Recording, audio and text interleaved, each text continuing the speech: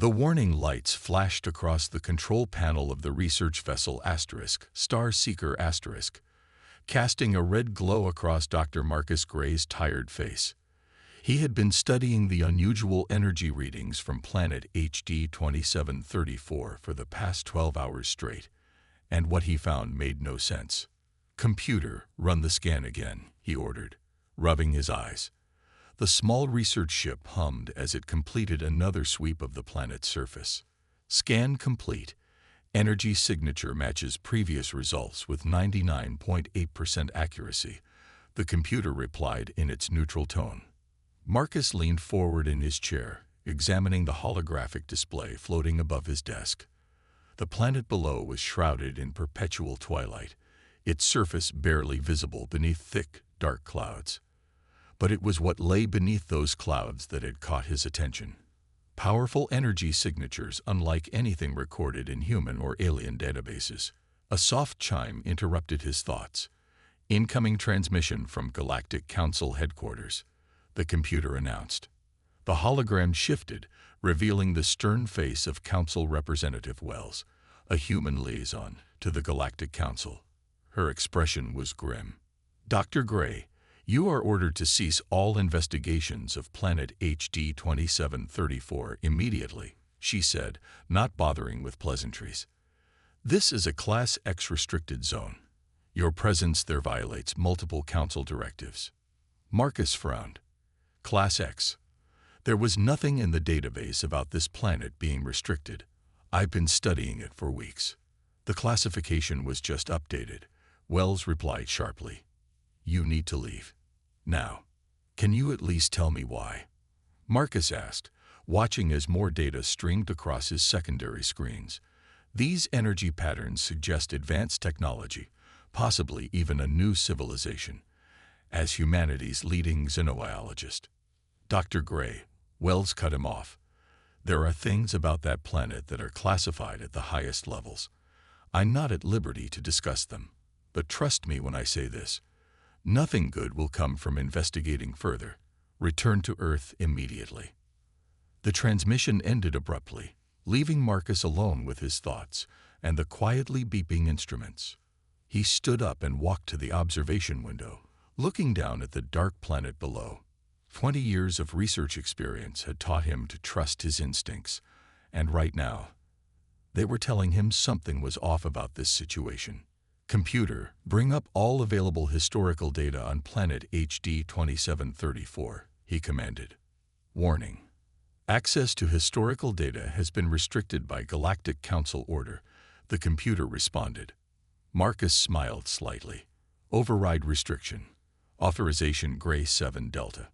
Override accepted. Accessing archived data." The holographic display filled with fragments of reports, most of them heavily redacted. But a pattern began to emerge. Over the past 50 years, several exploration vessels had disappeared in this sector. The official records listed them as accidents or navigation errors, but the dates and locations formed a clear cluster around HD 2734. "Computer, analyze the energy signatures we detected. Compare them to known weapon signatures." After a moment, the computer replied, "No match to known weapon signatures found. Energy pattern appears to be organic in origin." Marcus's excitement grew. Organic energy signatures of this magnitude could only mean one thing: life, and not just simple organisms, but something far more complex. He made his decision. "Computer, begin landing sequence calculations. We're going down there." Warning. Landing on planet HD 2734 violates Galactic Council Directive 147A. Continued violation may result in severe penalties. Noted, Marcus replied, already beginning pre-landing checks. "But something tells me whatever's down there is worth the risk. Sometimes you have to break the rules to make the biggest discoveries." As the Star Seeker began its descent through the planet's atmosphere, Marcus reviewed his equipment one last time. Environmental suit, checked. Research drones, ready. Emergency beacon, active. Whatever he found on the surface, he would be prepared. The ship's external cameras captured glimpses of the landscape below as they broke through the cloud layer. Massive forests of what looked like black crystalline trees stretched to the horizon. Bioluminescent patches dotted the landscape like stars reflected on dark water. "Beautiful," Marcus whispered.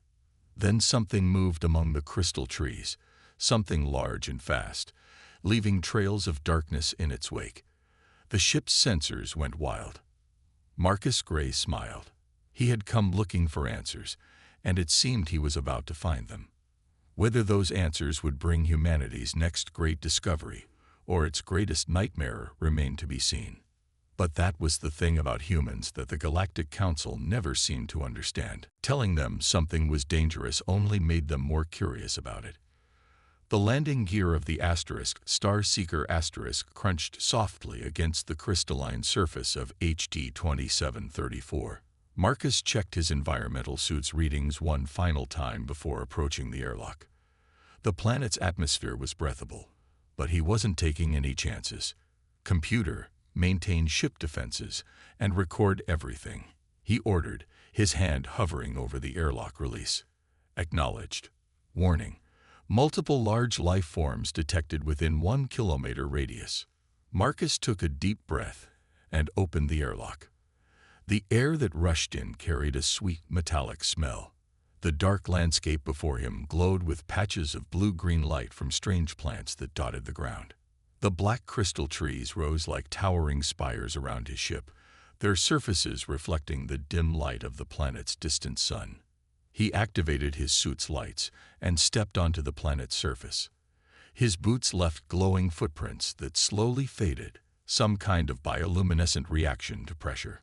A sound like rustling silk made him turn sharply to his left.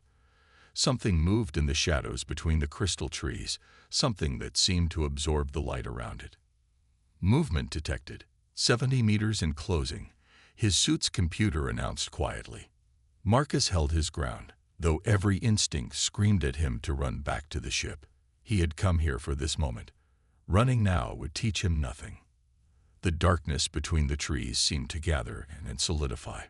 A shape emerged, massive, fluid, like living shadow given form.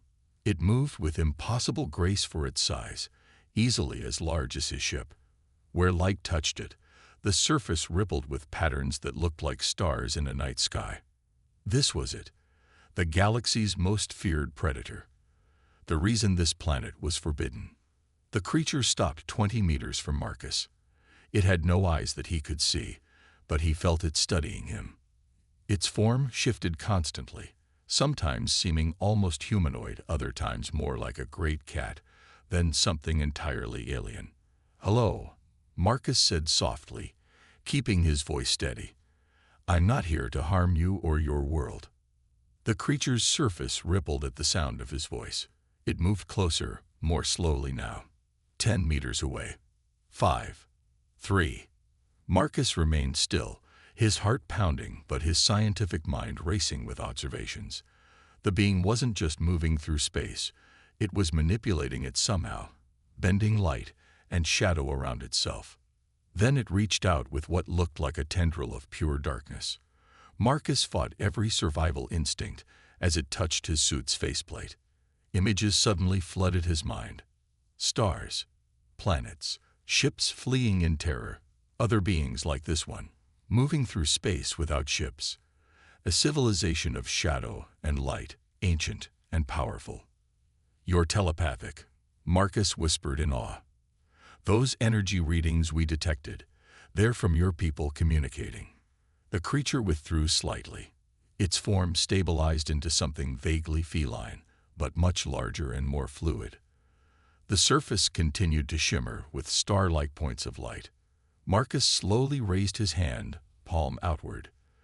The being studied the gesture, then extended another tendril of darkness. When it touched his palm, more images filled his mind. Curiosity, questioning, caution. "My name is Marcus," he said, tapping his chest with his free hand. "I'm a human. I came here to learn." The creature's form rippled again, and Marcus felt something that could only be described as surprise. In his mind, he saw images of other aliens who had visited this world, all of them attacking or fleeing in terror. None had ever simply stood their ground and tried to communicate. A soft humming filled the air, and patches of bioluminescent plant life pulsed in response. More shadow creatures emerged from between the crystal trees, their forms flowing like liquid darkness. But unlike the stories Marcus had heard of their attacks on other species, they made no aggressive moves. They were curious about him, he realized, just as curious as he was about them. The first creature, still maintaining contact with his hand, sent another image, a request to follow. It wanted to show him something. Marcus smiled behind his faceplate. "Leave the way," he said, taking a step forward. "I have a feeling this is going to be the discovery of a lifetime." As he followed the shadow creature deeper into the crystal forest, more of its kind fell in around them like an honor guard of living darkness. For the first time in recorded history, a human was going to see the true nature of the galaxy's most misunderstood species. 3 days had passed since Marcus's first contact with the shadow creatures. He sat in a clearing surrounded by crystal trees, working with light patterns projected from his suit's external lamps. The creature he'd first met, which he now called Shade, watched with interest. "Let's try this again," Marcus said, projecting a series of simple geometric shapes. "Circle, square, triangle." He pointed to each one, saying the words clearly. Shade's form rippled, and suddenly their body formed the same shapes in perfect sequence. Then, unexpectedly, they added a fourth shape, a complex crystal pattern that matched the trees around them. Marcus grinned. "You're not just copying, you're adding to the conversation."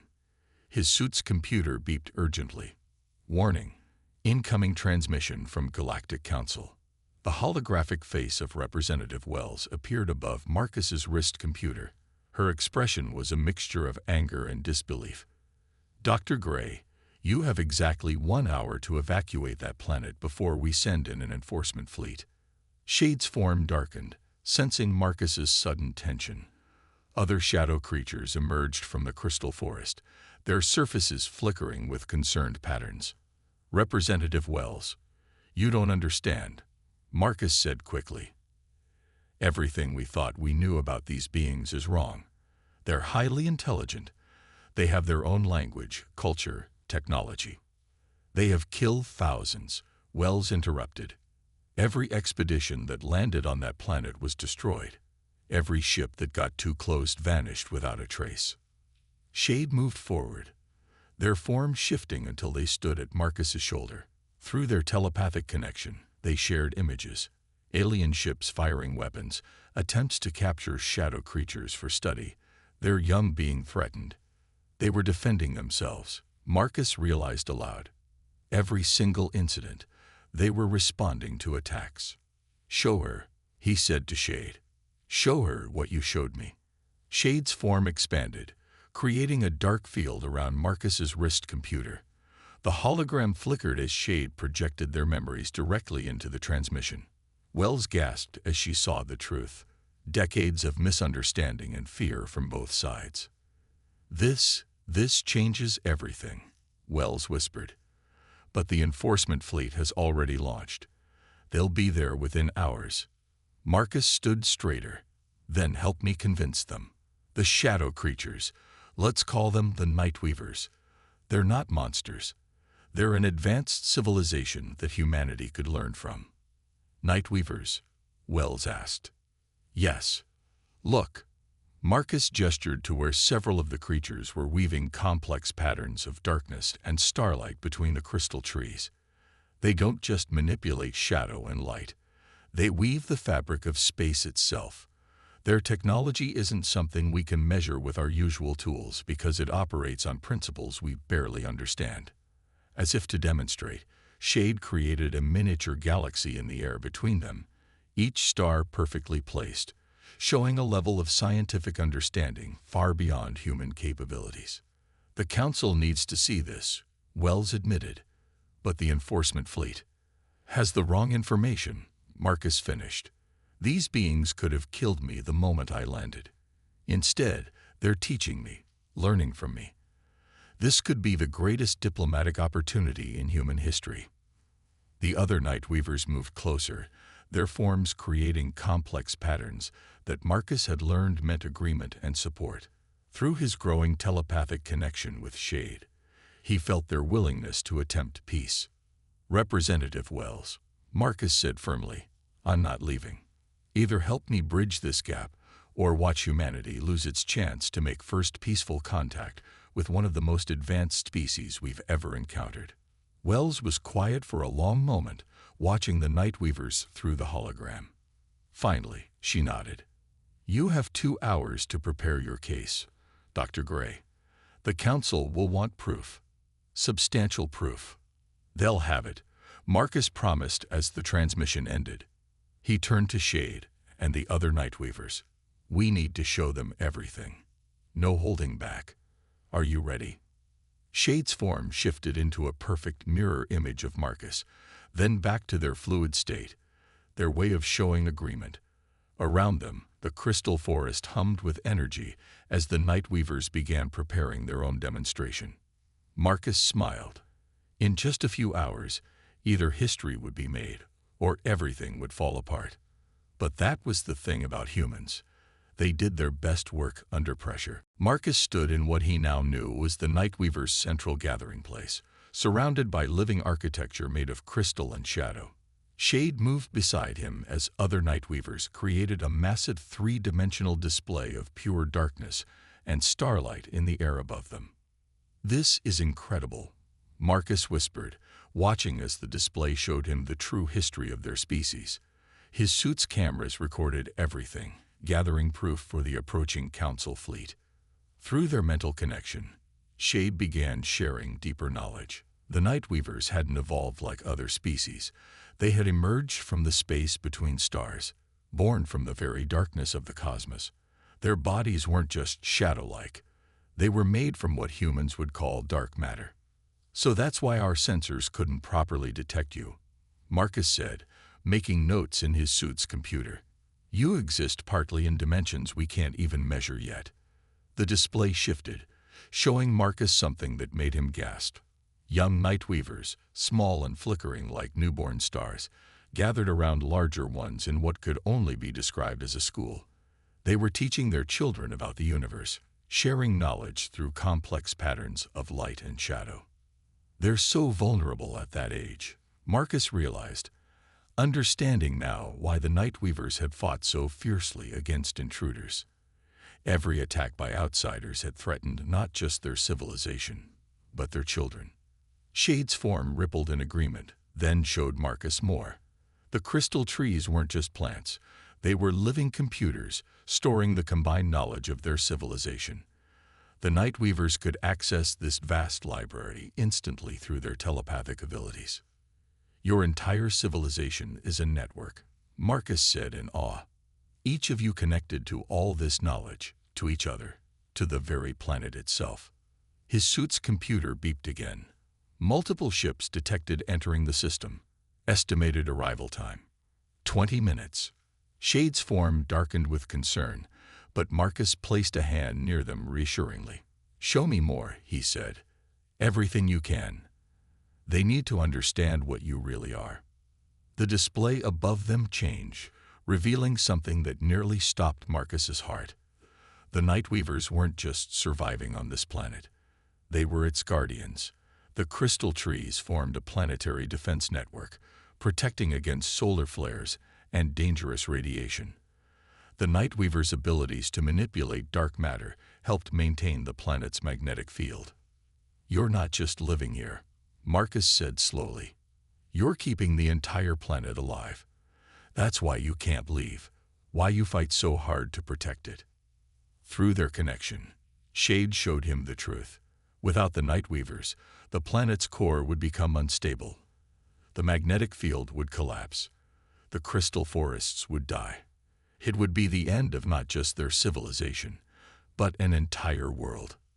Marcus checked his suit's clock. 15 minutes until the fleet arrived. He turned to Shade. "I need to show them one more thing. Something they can't deny. Can you trust me?" Shade's form shifted, becoming more defined, more purposeful. They extended a tendril of darkness toward Marcus's helmet. "Computer, begin helmet release sequence," Marcus commanded. "Warning. Removing helmet in alien environment not recommended," the computer responded. "Override. Authorization Gray final override." The helmet unsealed with a soft hiss. Marcus took it off, taking his first real breath of the planet's air. It was cool and sweet, filled with the scent of the crystal trees. Shade reached out, their shadow form gently touching Marcus's bare face. The telepathic connection bloomed stronger than ever before, free of the suit's interference. Images, emotions, and knowledge flowed between them like a river of pure understanding. Around them, other Nightweavers gathered, their forms pulsing with light patterns that Marcus now recognized as their expression of hope. Through his connection with Shade, he felt their collective desire for peace, their willingness to share knowledge, their wish to be understood rather than feared. 10 minutes until fleet arrival, his suit's computer announced. Marcus smiled, despite the tension. In 10 minutes, either the galaxy would change forever, or no, he wouldn't consider the alternative. Humans had always been good at doing the impossible, and he wasn't about to break that tradition. "Let's go meet them," he said to Shade. "Together. It's time to show the galaxy who you really are." The enforcement fleet appeared in the sky above Nightweaver's planet like a storm of metal and light. 12 massive warships, their weapons already charged, descended through the atmosphere. Marcus stood in the crystal forest clearing, Shade by his side, watching the ships through gaps in the towering trees. "This is Council Enforcement Fleet Alpha," a voice boomed across the landscape. "Dr. Marcus Gray, you have 5 minutes to evacuate. After that, we will begin our containment protocol." Marcus activated his suit's transmitter. "This is Dr. Gray. I refuse to evacuate. If you want to reach this planet's surface, you'll have to land here with me." Shade's form rippled with concern, but Marcus sent reassuring thoughts through their connection.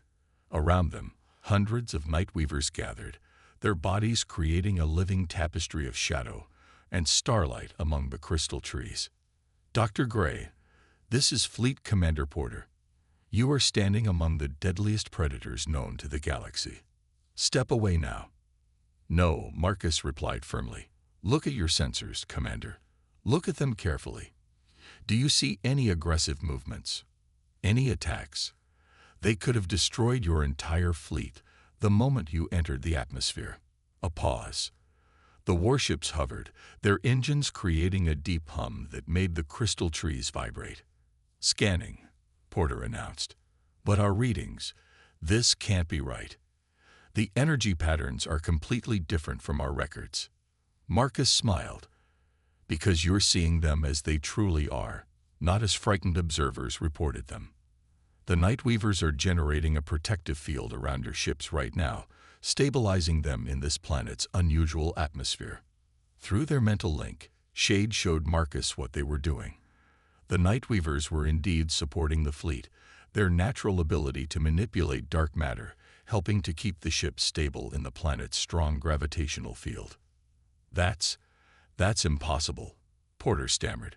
"These creatures have destroyed every ship that attacked them," Marcus interrupted. "Every ship that threatened their young. Every ship that tried to capture or kill them. But look what happens when you come in peace." As if on cue, the Nightweavers began to create their most spectacular display yet. Their forms merged and flowed, creating a massive 3-dimensional star map in the space between the fleet and the ground. It showed not just the visible stars, but the dark matter streams that the Nightweavers used for navigation, knowledge that could revolutionize space travel. "My God," Porter whispered over the comm. "They're not monsters," Marcus continued. "They're scholars, scientists, parents. They've been trying to protect this planet because it's not just their home. It's a library of knowledge humanity hasn't even dreamed of yet." The warship's weapons powered down, one by one. A smaller shuttle detached from the command ship and began its descent. Shade moved closer to Marcus. their form suggesting both concern and hope. The other Nightweavers maintained their positions, their star map growing more detailed, showing wormholes and spatial anomalies no human had ever detected. The shuttle landed in the clearing. Commander Porter stepped out, his environmental suit gleaming in the mixed light of the crystal trees and the Nightweaver's display. He took 3 steps forward, then froze as Shade moved to meet him. "Commander," Marcus said calmly, "I'd like you to meet someone. This is Shade. They've been teaching me about their civilization. Would you like to learn too?" Porter stood rigid as Shade extended a tendril of darkness toward him. Years of training and fear warred with the evidence before his eyes. "Trust them," Marcus urged, "like I did." Slowly, Porter nodded. Shade's tendril touched his helmet, and the commander gasped as the first telepathic images flowed into his mind. This changes everything," Porter breathed. "No," Marcus corrected him, watching as more shuttles began to descend from the fleet. "This reveals everything that always was. We just needed to stop shooting long enough to see it." Above them, the star map continued to grow, a promise of knowledge freely offered. All it had taken was one human willing to listen instead of fear. The next 24 hours on the Nightweaver's planet became a whirlwind of discovery. Marcus stood in the center of what they now understood was a vast learning chamber, surrounded by council scientists who had landed after Commander Porter's first contact. Shade moved through the group, patiently sharing knowledge through careful telepathic connections. "Play the recording again," Porter requested, standing beside Marcus. The commander had not left the planet since his first encounter, too fascinated by what they were learning. Marcus nodded to Shade, who created a perfect holographic replay of their species' first contact with other galactic civilizations. The images floated in the air, formed from shadow and starlight. "There," Marcus pointed. "Watch what really happened." The gathered scientists gasped as they saw the truth. The first alien ships had not been destroyed by aggressive Nightweavers. They had crashed while trying to capture young ones for study. The Nightweavers had actually tried to save several ships, but their attempts to help were misinterpreted as attacks. "The dark matter fields they generate," one scientist explained, checking her readings. "Other species saw them as weapon signatures, but they're actually protective fields. They were trying to stabilize those ships." Through their connection, Shade shared memories of their people's sorrow at each failed attempt to help. The Nightweavers had eventually decided isolation was safer than continued misunderstandings. "Send this data to the council," Porter ordered his communications officer. "All of it. They need to understand what we've discovered here." Marcus watched as more revelations unfolded. The crystal trees weren't just for storing knowledge. They formed a planetary defense network that protected against solar flares and cosmic radiation. The Nightweavers weren't just living on this planet. They were its guardians. "Look at these energy conversion rates," another scientist called out. His instruments pointed at a group of Nightweavers teaching their young. "They're not consuming energy like predators. They're transforming it, converting dark matter into usable energy, and back again. It's beautiful." Representative Wells's hologram appeared in the chamber. Her expression had changed completely from her earlier hostile warnings. "The council has reviewed the initial data," she announced. "They're calling an emergency session. This could change everything we thought we knew about space travel, energy production, even the nature of consciousness itself." Shade created a new display, showing how their species had developed their abilities. It wasn't through evolution as humans understood it, but through a deep connection to the fundamental forces of the universe itself. "They don't just manipulate dark matter," Marcus explained to the amazed audience. "They understand it in ways our science hasn't even conceived of yet. Every attack in our records was actually an attempt at communication or protection." Porter shook his head in wonder. "All these years we've been treating them as monsters, when they're actually the most advanced teachers we could have hoped for," Marcus finished. The chamber filled with light as more Nightweavers arrived, each bringing new knowledge to share. They created complex displays showing star maps, energy fields, and dimensional physics that made the human scientists' best theories look like child's drawings. The council vote is in, Wells announced, her hologram flickering with excitement. They're declaring this planet a protected cultural and scientific heritage site. All military actions are suspended. Instead, they're requesting permission to establish a permanent diplomatic and research mission here. Shade's form shifted with what Marcus now recognized as joy. Through their link, they shared images of a future where humans and Nightweavers work together, exploring the cosmos and sharing knowledge. There's one condition, Wells added. They want you, Dr. Gray, to head the mission. You'll be the first human ambassador to the Nightweavers. Marcus looked at Shade, who had become so much more than just a research subject. What do you think, friend? Ready to teach the galaxy what you've taught me? Shade's response came not in words or images, but in a feeling of pure hope, a sensation that spread through everyone in the chamber through their telepathic network. The age of fear was over. The time for understanding had begun.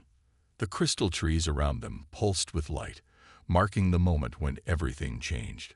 Not through war or force, but through one human's willingness to look past fear and find the truth. 6 months after the standoff with the Galactic Council fleet, Marcus stood in the newly constructed interspecies embassy on planet HD 2734, now officially renamed Nighthaven.